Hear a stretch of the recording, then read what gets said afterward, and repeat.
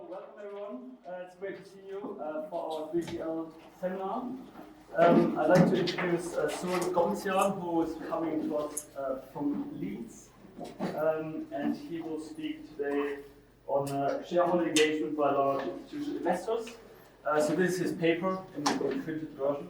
I think it's either already on our website or will be there in the coming days. Read it, but as always with our 3CL seminars, when we offer papers, then we do not expect you to read them. So it's an offer, but our speakers always know that they can't count on it. Just a few words on Suren, and then I'll disappear and reappear again at the end. As you know, we've got 1 sharp hour for our seminars. Suren is a lecturer in business law at the University of Leeds. He's in particular interested in corporate law, law and economics, and corporate transactions. And I heard that you're running a similar course to our MCL Deals course in Leeds, and there are not many of those courses. Suren came to Leeds from Tilburg, where he studied for a PhD. He spent some time in practice, and on his way he collected a couple of prizes and publications. Also in US law journals. He is a deputy director of the Center for Business, Law and Practice in Leeds. And Suren, thank you very much for coming to Cambridge today. We're looking forward to your seminar. I think you're planning to speak around 30 minutes and then there will be time for discussion. Thank you. Okay, thanks a lot, Felix, for the introduction and for arranging the seminar. And also, thanks everyone for finding time to come to a seminar. As Felix said, I'm going to present a recent paper on the stewardship role of large institutional investors. And this is a topic which has been discussed a lot recently, both in academia and also in, among policy circles. And also as an evidence, we can see I was showing the list of event seminars organized by 3CL. All 3 topics are on shareholder engagement. So you can see that there's a lot of discussion, both here in the UK, in Europe, but also in the US. One thing which is quite specific, I would say, for the UK discussions is that both in academia and also policy making, there is a lot. So papers mostly, they take theoretical or normative perspective, saying what these institutional investors should do or how we should change the laws, but there is not much evidence. What are they actually doing in practice? And the aim of the paper is to shed some light on this, to show what's happening in practice, looking at the UK data, because we have evidence, but it's coming from US studies, I would say exclusively from US studies, and I was discussing this not long time ago with a reporter from the Financial Times, and she seemed quite disappointed that they want to write stories about the practice of shareholder engagement here, but they always end up with evidence from US papers. So the big purpose, I would say, of the paper is to show what's happening in practice. And I'll start with a quote by the head of investment stewardship at Vanguard, which is one of the largest institutional investors or asset managers, where he says that we're riding in a car we cannot get out of. So governance is the seatbelt and the airbag, and this is to suggest that their approach to stewardship is to be active, to engage with the companies, and my aim is to see whether they do this really, what they are saying, and if they do, then what are the matters, what are the proposals on which they are mostly engaging. So brief background to the topic before I move to the data. But one thing I should say is that this is part of a larger topic or project I'm doing. So I have this, I collected data on the engagement, and I'm using this data to answer several questions. The paper today I'll present is mostly an overview, so mostly descriptive data. Do not please expect very complicated statistical information. It's mostly descriptive information. Okay, so I've said that the importance of shareholder voting has been growing over the last years, and there are 3 broad reasons for this. The first one is the financial crisis, because before that, most of the focus of corporate governance efforts were the boards of directors, the structure of the board, the role of independent directors, board practices, with very little attention towards shareholder voting. But this has changed after the financial crisis, because there was a broad consensus that what happened was not just the fault of the boards, but also shareholders didn't do the right job. They were not engaging, they were not taking an active position. As a result, some countries introduced additional shareholder rights, like say on pay votes. Some other countries, including the UK, also designed special stewardship codes, which are addressed exactly to institutional investors and are calling them to be more active with the companies where they are investors.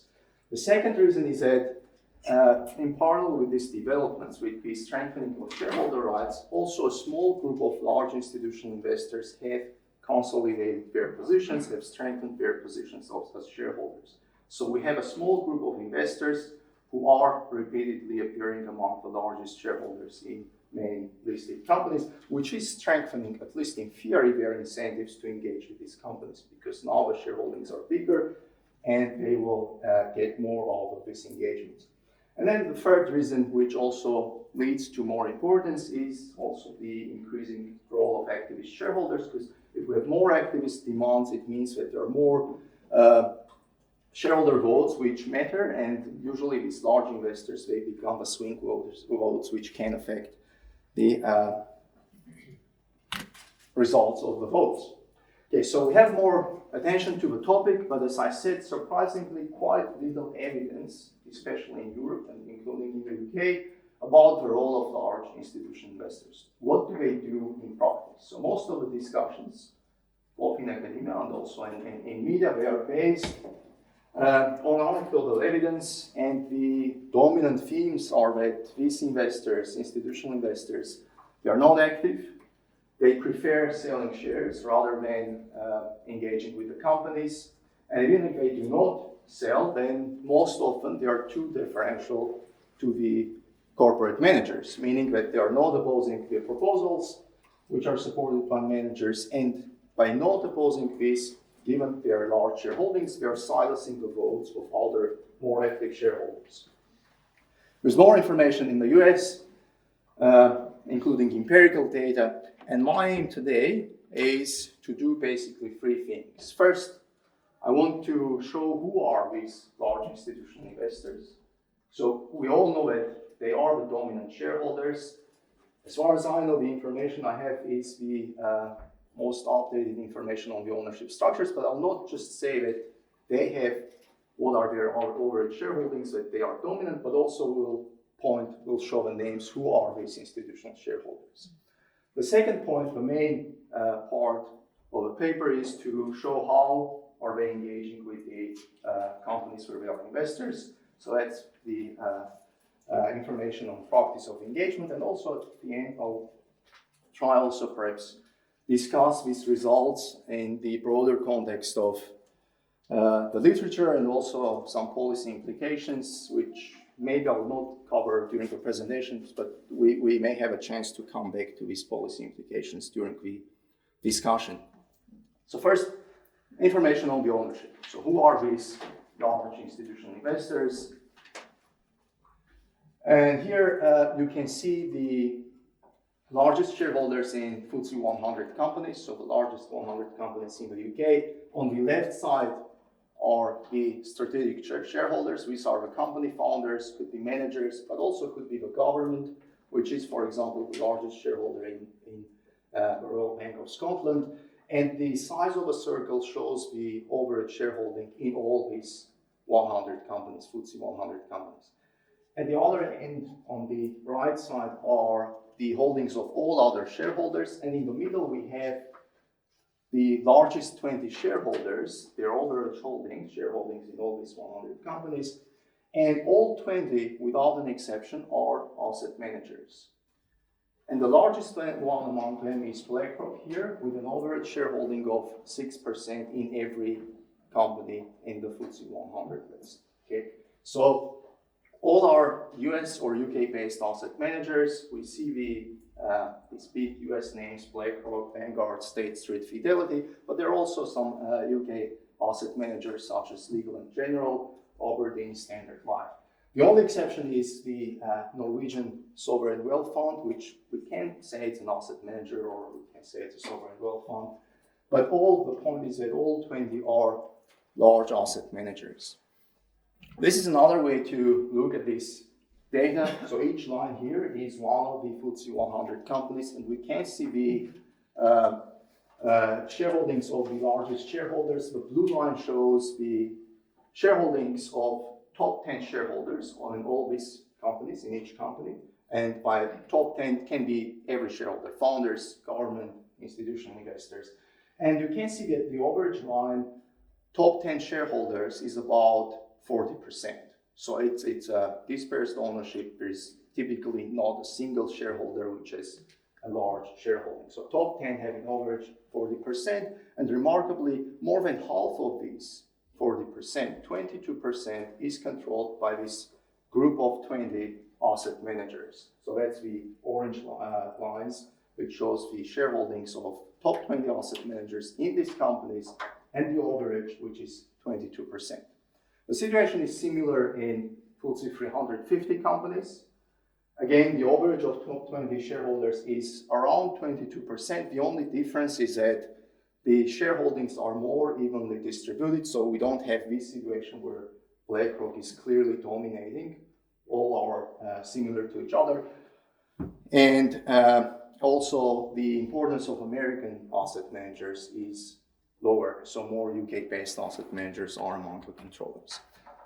Similar information in the form of a table. So it's a list of the largest, these top 20 asset managers. And you can see that, for example, BlackRock and Vanguard, they are among top 10 shareholders in 90% of companies. So out of 190 companies, we're among top 10. And in about half of these cases, BlackRock is actually the largest shareholders. In 43 companies, it's the largest shareholder. So if we look at FTSE 350, legal and general UK-based asset managers will be the most common shareholder, but again, BlackRock, Vanguard are at the top. One interesting thing here is that usually at the top we see asset managers which have a passive investment strategy. So they are tracking an index, meaning that they have shares in every company which is included in the index. And at the bottom, again, they are very large, but most have active investment strategies, meaning that they are not shareholders in every company. They pick companies in an effort to outperform the market. So some are passive investors, dominantly passive, some are active investors. Now, what are the implications of this increased role of a small group of large asset managers? And here we can see two conflicting views in the literature. On one hand, because we have more concentrated ownership, we have shareholders with relatively large shareholdings, they have stronger incentives to engage with the companies where they are investors. But then on the other hand, there is another point of view in the literature, which we can call the agency cost framework, which says that more concentrated ownership will not help because what these asset managers are doing, they are adding an additional layer of agency relationships. Because we know that traditional agency relationship is between managers and shareholders, where the risk is that managers will take decisions in their own interest. So the asset managers are not the ultimate owners, they're not the beneficial owners, and this is adding an additional layer between the ultimate owners and managers, which is complicating the managers further, and they have their own interests, which are not necessarily the same as the interests of the ultimate beneficial owners. That's why they will not engage with the companies enough. And even if we are realistic, if we disregard this agency cost problem, if we look realistically, because we saw that there are shareholders in so many companies, that's just data from the UK, but imagine there are also shareholders in American companies, in other European countries, in Asian countries. Realistically, they are too big to be active or to engage with every company where they are shareholders. Because they can have hundreds or even thousands of portfolio companies. And plus, in many companies, shareholders' meetings are typically concentrated in a short time period. Usually they take place April, May, June. So in a very short time period, they have to spend a lot of resources to study these companies and to make informed decisions. So it's not realistic to expect that they will be engaging shareholders. That's why we have these two conflicting positions. Which one dominates is, I think, an empirical question, and we can answer this question by looking to the data. Okay, and this brings me to the last part of the presentation, which is showing what is happening in practice. And as I said, the data is mostly descriptive. So what I'm doing, I'm looking at the shareholders' meetings in all FTSE 100 companies during a 5-year period, starting from 2013 and ending with 2017. And I'm looking at all shareholder meetings and all proposals voted during these meetings by large asset managers. Okay, so in total, we have 5-year period, we have 10,500 proposals voted during this 5-year period. And because there are 20 asset managers, not everyone, not all are disclosing their voting records. So I have information on 18 asset managers only. And this makes in total about 147,000 votes cast by these asset managers during this 5-year period. And here you can see the frequency, how often do they vote. At the top, usually we'll see the passive asset managers because we are shareholders in every company and they vote more often. At the bottom are more active investors. For example, the last one, more often asset managers. They voted only 35% of proposals during this period. Why not? Because we are disregarding some of the votes. We are simply an active manager which doesn't own shares in every company. So this leads to a lower frequency rate of a coverage. Here is data on the types of proposals. So in total, 10,500 proposals, and I'm dividing them into 6 groups. The routine business proposals, these are typically decisions to approve dividend payments or to approve financial reports, so not that important, but could be also important decisions such as amending the Articles of Association. And then we have compensation proposals. Directors related, more about half of the proposals are on electing or re-electing directors. Capitalization, which are typically standard proposals to approve share buybacks or new issuances of shares. Even if a company doesn't intend to issue new shares, they typically put this to vote in a case there's a need to issue shares or to do a buyback. Reorganizations and mergers, this is a relatively small number, 71 proposals, because these are not common, but very important decisions. And health and environmental. Interestingly, there are no health and environmental proposals made by the management, so they all come from shareholders, but we can see that the number of shareholder proposals is only 13. This is something which is quite UK specific, because just to put in the context, if you compare with the US, only in 1 year, in 2017, there were more than 800 shareholder proposals. And here in 5-year period, we have only 13. There are different reasons for this. Could be related to legal requirements, which is because it's harder to make a proposal here. You need at least 5% of shares.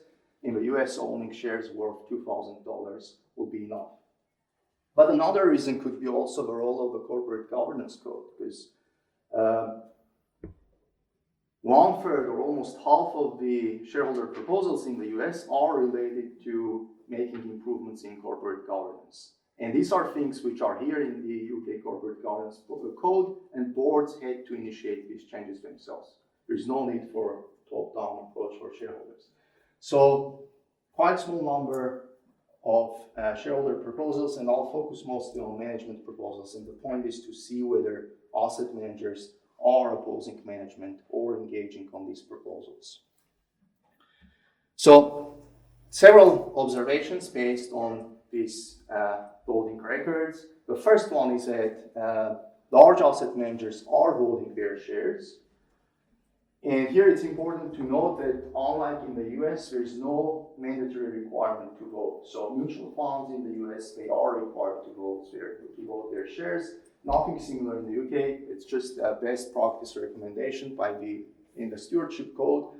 But nevertheless, all of them are paying attention to voting. They are voting their shares. And just an example from Legal & General, one of the largest UK asset managers, they probably state in their stewardship report they have never abstained voting during the last 5 years. Okay, so they're taking at least seriously voting, but then voting alone is not enough, because if you vote always along management recommendations, what will happen is that they will silence the votes of other more active shareholders. So the second question is to see whether they are opposing management on these proposals. And here you can see the disapproval rate. By disapproval rate, I am measuring the frequency, how often these large asset managers will vote against a management recommendation. So we saw these 10,000 something management proposals. Will they vote against or not? And each blue line shows the disapproval rate of one of the asset managers for each of the 5 years. The orange line is the average for the year. And we can see that they started low, and there is a trend of increasing incidence of voting against management. We can say that the disapproval rate is actually very small. It started with something below 2%, meaning that in more than 98% of cases they voted along management. At the end of the period, we're close to 3%. So there is a change. Statistically, it's significant change, but economically, this is a very minor difference from something below 2% to somewhere close to 3%. But statistically, the difference is significant. Okay. One thing to take into account when looking at this data is that many proposals voted, as we have seen earlier, are trivial or non-controversial proposals, right? So approval of dividends or financial results. So if we drop these trivial proposals and focus on non-trivial proposals, we'll see perhaps higher disapproval rates. And here I have some data. So for example, if we focus on compensation proposals, at the start of a period, what I'm doing in this table, comparing the average disapproval rate, the start of a period, 2013, with the average disapproval rates at 2016 or 2017. So on compensation proposals, the average disapproval rate was at the start of a period 5.7%, increased to 9.6% in 3-4 years. Okay, so this is economically more significant, but also statistically significant difference. Routine business proposals, there is some small change, but obviously it's too little to make a significant difference. So there is an increasing trend of engagement and also focus on more important proposals. Same thing, but in a graphic manner. Also, the difference is this increasing trend of engagement is also something which happens in almost every asset manager. So here I have the same results, the same numbers, the increasing trend for separate asset managers. And you can see that apart from 4 asset managers, all others are engaging more actively towards the end of the period, because the trend is, in general, is upward. So there's more engagement, and there are also some small differences between asset managers. The third question is to see whether there are differences by the type of proposal. So here is the compensation proposals, which we saw that these are the ones which attract mostly the attention of asset managers. And the blue line shows the disapproval rate, something close to 8% on average.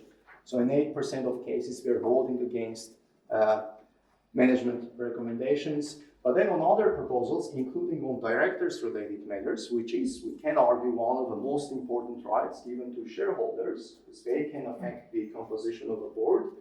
Here we can see that the disapproval rate is just 2%. So in almost every election, we are voting what the management is saying, following the management recommendations. This can be an evidence that these asset managers, they're not treating their position as engaging on business matters or on performance, but it's mostly about corporate governance, about remuneration. And in cases where they are opposing management, for example, on directors-related matters, this will not be related to specific characteristics of a board member, but would be more related to corporate governance considerations. For example, if the shareholders are not happy with the situation with board diversity, they will vote against the board, against the chairman of the nomination committee, or all members of the nomination committee. Or if they are not happy with the pay, they will vote against the chairman of the compensation committee or all members of a compensation committee. So this is not about individual directors, but these are votes which are driven by corporate governance considerations. The bars here, they show also the similarity of votes with proxy advisors. So these are the companies which are providing advice to shareholders how to vote their shares. And we can see that the similarity index, usually in general with these proxy advisors' recommendations, is quite close to the disapproval rate. So they are voting in line with proxy advisors. The exception is the compensation proposal, so there is a gap between the disapproval rate and the similarity index of recommendations from proxy advisors, meaning that on these proposals, they also do their own research, so they're not blindly following proxy advisors. And this is in line with survey results. Morningstar recently did a survey of large asset managers, and most of them, they told that they pay a lot of attention to proxy advisor recommendations, but they do also their own research. And we can see that that's at least the case in the case of compensation proposals, but not others. That's the same, the similarity index with proxy advisors. We can see that the trend is downward. So they were more likely to vote in line with proxy advisors in 2013, less likely towards the end of the period. And the last thing which I did with this data is to check whether some broader characteristics of asset managers can influence their voting decisions. So knowing that some asset managers, let's say, follows a passive investment strategy or is located in a specific country, can this have an influence on their voting decisions? For example, UK versus US-based asset managers. So what I'm doing here is to divide these asset managers into groups based on broader characteristics. Let's say all passive investors together, active investors in one group, or UK-based investors on one side, American-based investors on the other side. And comparing the average results of the disapproval rate. Does this make a difference? If you look to the overall results, that's the first two lines. These groups, the grouping doesn't make any difference.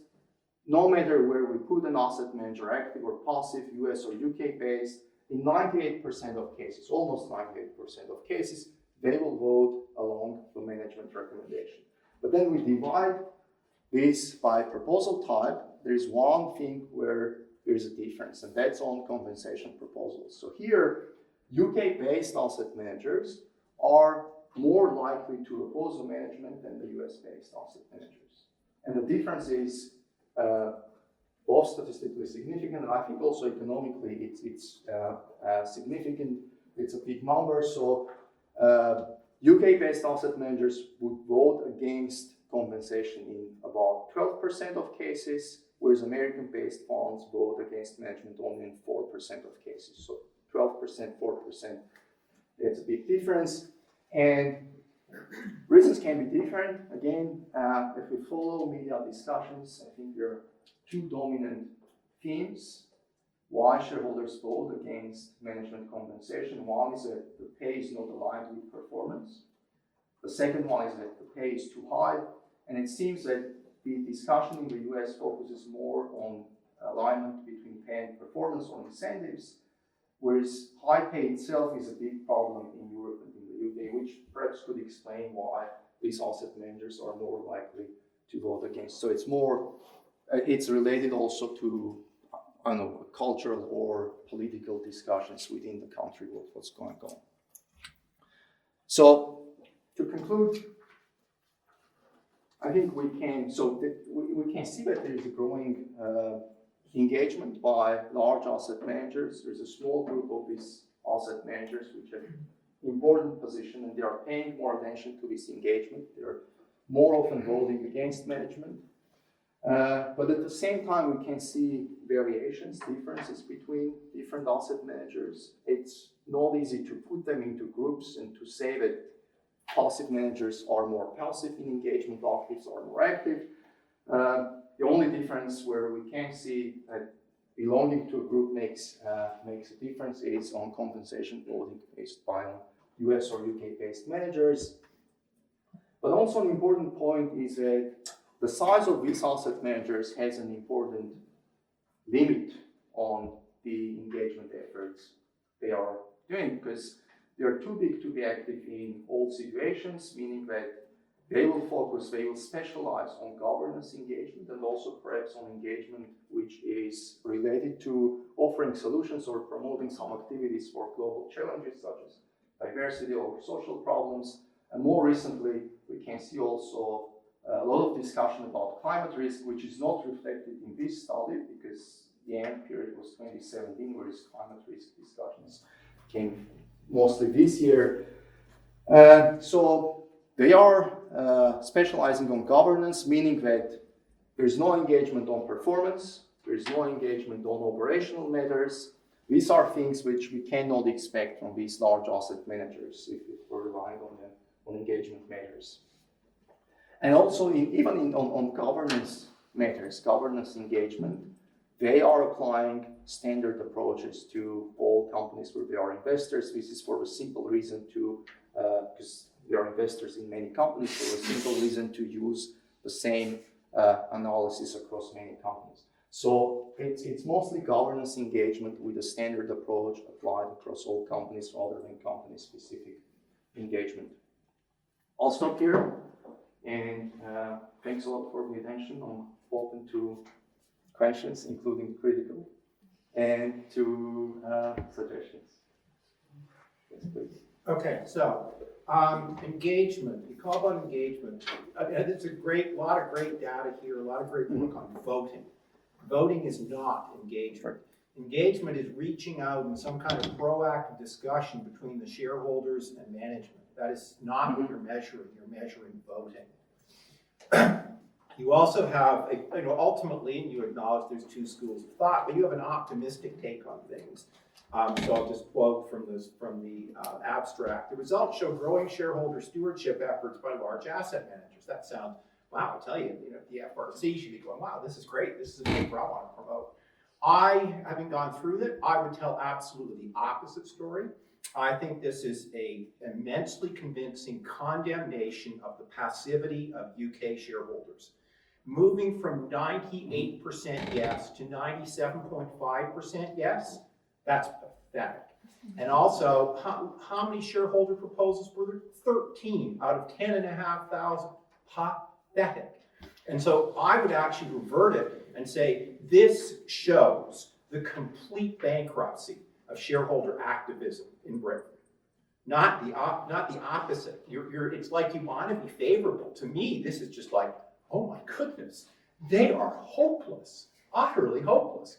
And it's not surprising because now, with BlackRock being the #1 asset manager, they own shares in 14,000 companies worldwide, and they have 35 people engaged in governance. This is manager heaven because BlackRock never talks to you. Never. They can't. You can't get a meeting with BlackRock. It's just manager heaven. It's just great. We know our biggest shareholder will never bother us, except on a few voting things where they can predict, oh yeah, BlackRock won't like that, so we just won't do it. It's just, and again, the impression is created, this is a trend towards greater share ownership. If you want to find when there was great share ownership, it's in the 1990s in the UK, when like 80% of the shares were owned by UK investors, and you had a small coterie of UK-based asset managers who genuinely should have cared about British companies. Now it's all been outsourced. 54% of shares are owned by foreign investors, and they don't care. So I would actually view this as really convincing evidence that shareholder engagement in the UK doesn't happen. So great evidence, but I would tell a different story. Thank you. No, there are points which I fully agree. So I didn't say this, but I should have said that I'm looking only at voting, and obviously this is not the whole picture, because to see the whole picture, we need also to study the engagement behind the scenes, what's going on in private negotiations. That's part of the other project I'm going to do, because it's impossible to do with the US asset managers, because they are the only, what they are disclosing is just the voting records. Some of the UK asset managers have more information, including some examples what they are doing apart from this voting engagement, which is a good evidence to do at least case studies. So fully agree on this point. On the second point about the low percentages, again, we can look at this data from a different position, and that's the agency cost framework, the more negative approach of voting. I would say my main argument, yes, I'm saying that there is an increase in the engagement, but we need also to be realistic with this, that this is special type of engagement focusing on governance matters and on matters which are shared among companies. I wouldn't take very negative view on this, because there are also many things which may improve. Let's say we focus on diversity, or we focus on some of the social problems where there have been improvements. So I wouldn't say that governance engagement is all negative. There are positive sides to this, but we need to be realistic that in the stewardship codes, by saying that we expect more, there are limits to what we can expect. As you are saying, there are shareholders in too many companies, and it's not realistic to expect that they will monitor or they will engage with every company. So we need to take a view that there are limits, and we need to rely also perhaps on others who can contribute. And the last point about differences between the UK and US asset managers, that before UK asset managers cared more. Actually, they didn't really, they were passive too. Yes. You know, that was when it was theoretically. Right. This was the paradigmatic situation where they should have intervened and they were passive. Yeah. I mean, now it just defies comprehension that they would actually engage meaningfully. Yeah. Then it was sort of theoretically plausible. Now, it's a joke. So it's not all American, half are UK, and we don't see the last results, apart from compensation, we don't see differences. So the increase in foreign share ownership, I don't think it makes a big difference. They are quite similar, whether UK or US. Yeah, they're both hopeless. They're both completely hopeless. I agree. They're both completely hopeless. But BlackRock is your quintessential hopeless asset manager. I mean, as I said, manager heaven, BlackRock, superb. They will leave us alone. So one other project I'm doing is looking how the involvement of an activist shareholder has an influence on these votes. Because the idea is that if there is an activist, then these large asset managers will receive more data, more information. So it will be not their general approach, but they will get company-specific information. And the hope is that they will be more active. Initial results, not really. So it's similarly, but there are again some. I don't want to say that this is a general trend which applies to all asset managers. Some of them are more active, and some take activist shareholders more positively than others. Yeah, I mean, I think they do take, and I'm exaggerating for effect. I mean, I think they do look at the votes.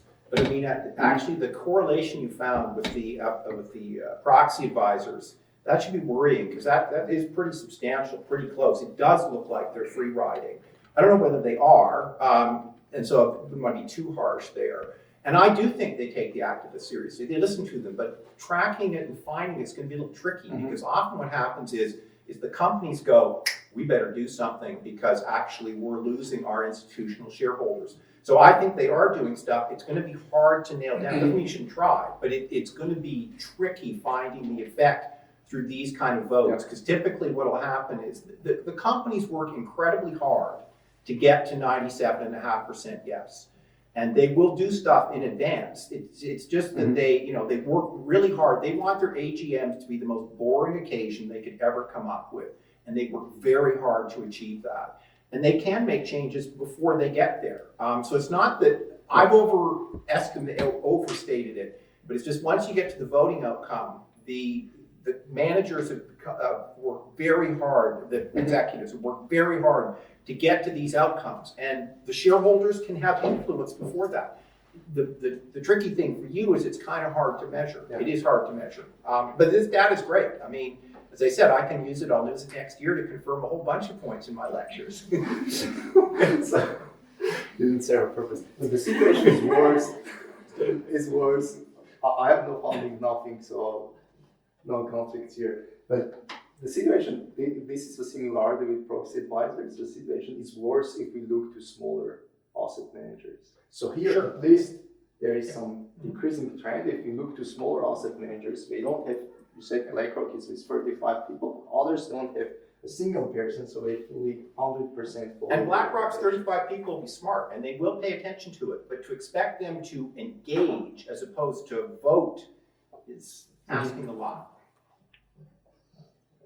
Okay, I'm done. I've monopolized. Sorry. I think there'll be a few students here who might be sort of interested in that line of questioning. Further comments or questions?